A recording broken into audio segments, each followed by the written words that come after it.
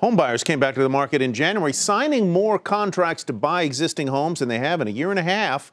The National Association of Realtors monthly index of so-called pending sales, deals signed but not yet closed, it's an indicator of future closings, rose 1.7% last month. Now, despite the gain, the numbers are still relatively weak, and one reason is lack of homes for sale. Supply is limited by several factors, but one directly related to downsizing baby boomers. Diana Olick explains.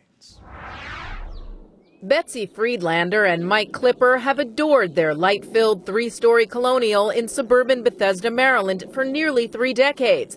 They raised their 2 sons in it.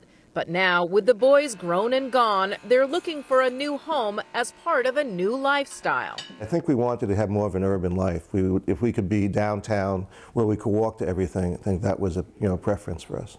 But after an exhaustive search of condominiums and townhomes in downtown Washington, D.C., and in downtown Bethesda, they learned a tough lesson about this new lifestyle.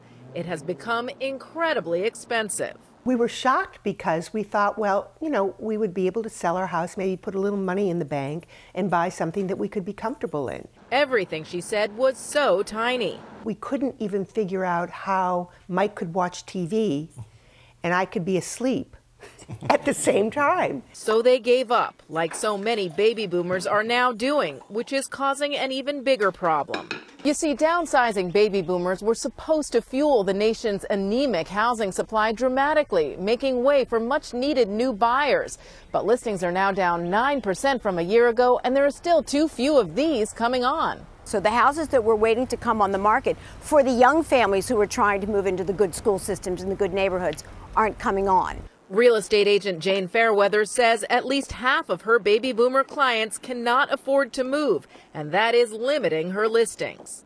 They are looking at getting out of their 5,000 square foot house and going to 1,600 square feet and having to add almost $1 million to the price in order to buy less space for a lot more money. Boomers like Betsy and Mike are now aging in place. I think we feel healthy now, but I don't know, if 10 years from now, one of us would have trouble walking the steps. But they know all too well they can't do that forever. For Nightly Business Report, I'm Diana Olick in Washington.